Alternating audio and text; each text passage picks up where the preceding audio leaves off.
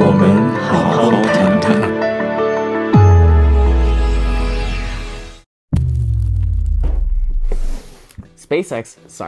FedEx just dropped a Starlink in front of my house.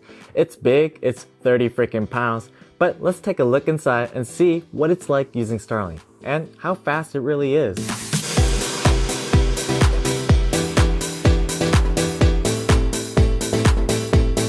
So, a few weeks ago, SpaceX sent me a special email that a spot opened up for me to join their Starlink beta program. I mean, if Papa Elon is asking you to join his pet project, of course you say yes. But what the hell is Starlink? Pretty much it's the internet from the sky, and you might know it as satellite internet.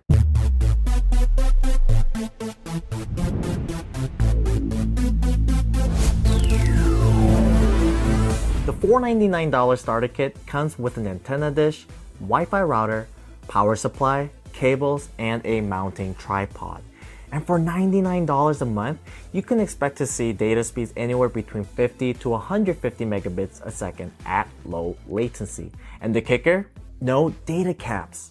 And Starlink really isn't meant for people like me who are out in suburb or city places, just because we're dealing with a lot of other external factors that may disrupt the service, such as network congestion, obstructions, you name it. But really for those in remote areas that have lack of ISP choices. So keep that in mind. 3, 2, 1, 0.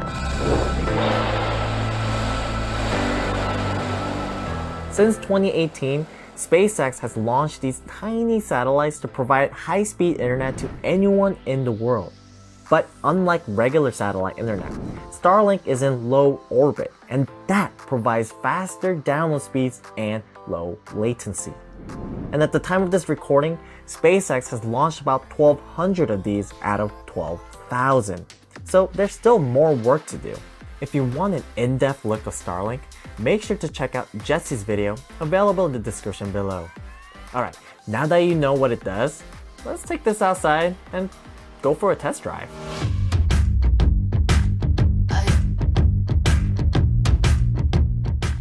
On the quick start guide, in 3 easy steps, I should be connected to the internet. Sounds pretty simple enough, but before I do any of that, I need to download the app first. In the Starlink app, there is an AR experience that'll help guide you where to align your dish to the sky. As you can see, this clear area is the path of the satellites.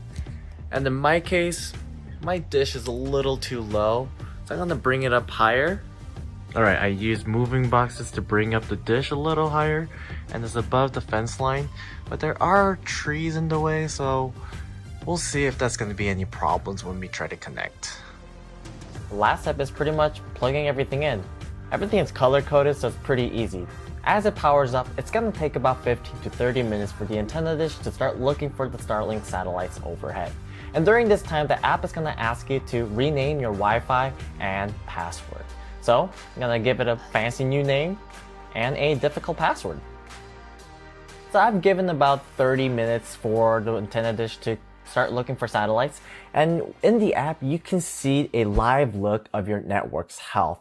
And here you can see the ping success, which pretty much shows you if you're connected to the internet or not, the latency of that connection, download and upload usage. The SNR is the strength of your Starlink's connection to the satellites. I'm gonna go back up to the ping success. Right now, during the last 39 minutes, my internet has been going up and down. 4 minutes of those downtime was caused by obstructions, and 8 minutes was caused by the beta downtime. And Starlink does warn you that you're expected to see some downtime because this is still in beta. And as they are improving and maturing and launching more satellites, that beta downtime should be coming down in the later weeks and months to come. I have about 100% connection, and I'm gonna go ahead and run some speed tests. So here we go, connected to the Starlink, and I'm getting about 27 millisecond of latency at about 120 megabits a second right now with the current connection. That's pretty good right now. My upload is hovering at about 20 megabits a second. It's living up to his promise right now. That's pretty good. But because I live inside an apartment and my patio has this fence and the trees, the obstructions might be an issue. So I'm gonna take Starlink out to my car, out in the parking lot to make sure that the dish is looking nothing but the sky to see if my connection is better out there.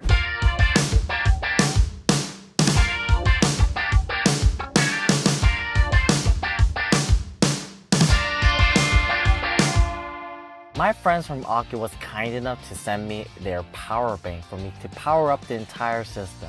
So now that it's installed, and I gave about an hour for Starlink to connect and calibrate itself, let's go ahead and see what my connection is like. And as you saw when I installed it, I used the AR app to make sure there were no obstructions. So let's go ahead and see what my connection is like on the app.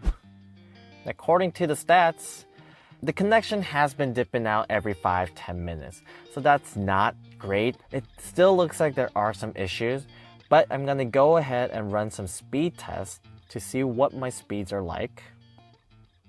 So I am getting a latency of 39 milliseconds at a download speed of 80 megabits a second with an upload speed about 13. So it's great. This is decent. I think the speeds are fine. So I'm gonna go ahead and do some streaming on YouTube. Go towards the middle when Claire is inside a tsunami ball. So far streaming looks good. I think that's great. Uh-oh, here's some buffering. Might have lost connection at this point. I'll check my Starlink app. And yes, I did lose it. But it's color coding it that I'm losing connection because of obstruction, so I don't know what that really means. You saw when I was installing it, there was no trees, so I don't know why it's keep losing internet. But it looks like I'm back online. I'm gonna try to log into my Starlink account to see if they have any messages or any outages. It looks like I have a message on my account that says, your area is currently experiencing intermittent service. Our team is investigating. So it looks like I am going through an outage, and I don't know how long this message has been on my account, nor do I know when they'll have this fixed. So I'll reach out to Starlink to see if they have an ETA.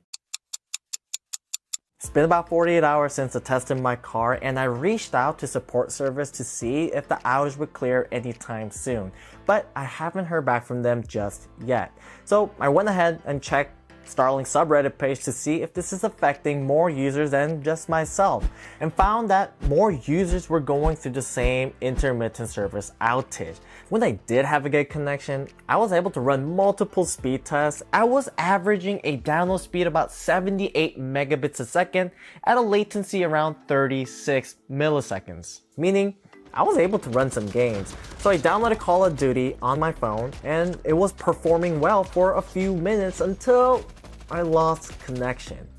Overall though, Starlink lives up to its expectation. You're getting the download speeds and latency that was promised. Plus, Elon tweeted in February that they plan on doubling the speed by end of 2021. But right now, because the network is going through some service outage, I'm gonna be checking my account daily until the outage gets resolved.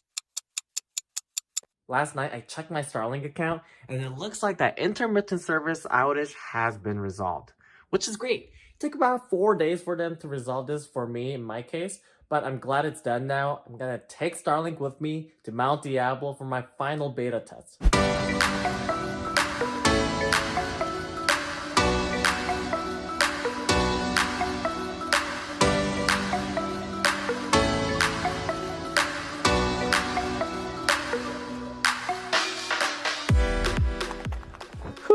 So Starlink is all set up on top of my roof, and it's been about 25 minutes for it to calibrate and to connect to the satellites overhead. Let's take a look what my connections are like. And it says I'm online and my connections are good. And according to the stats, my connection has been connected for 100%. Okay, I'm gonna run a speed test to see how fast the connection is. Here we go. Okay, latency of 30 milli... Oh my gosh! Latency of 30 milliseconds and the download speed about 138 megabits a second. and the upload speed about 14. This is a great start. I'm getting 0 dropouts. Might as well try to stream Netflix right now and see if it can stream in 4K. So here we go. I got Netflix all ready to go. And I'm gonna run Always Be My Maybe.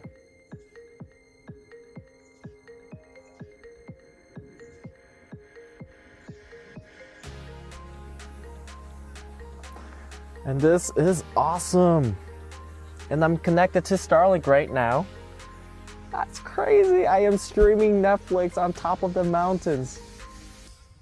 All right, this time, I'm gonna try to call my friend Mitch on the Starlink network using FaceTime. So right now, I am in airplane mode and just connected to the Wi-Fi.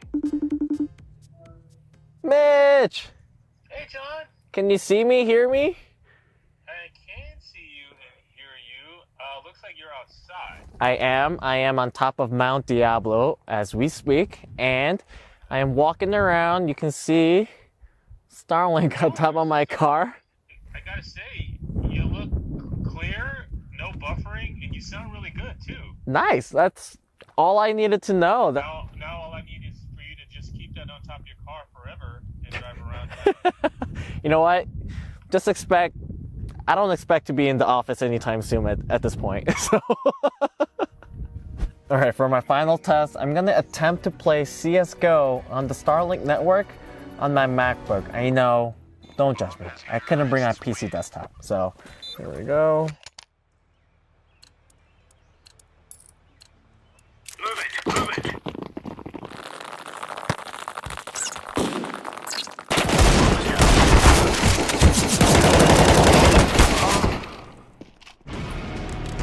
So far, I'm able to game on the Starlink network. This is fantastic.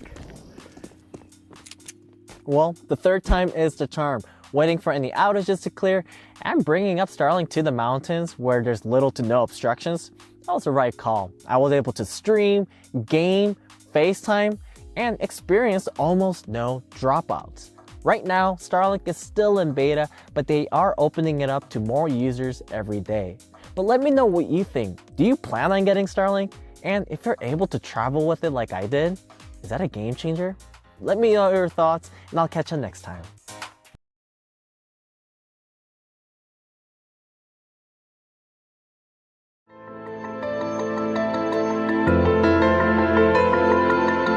Woman, 好好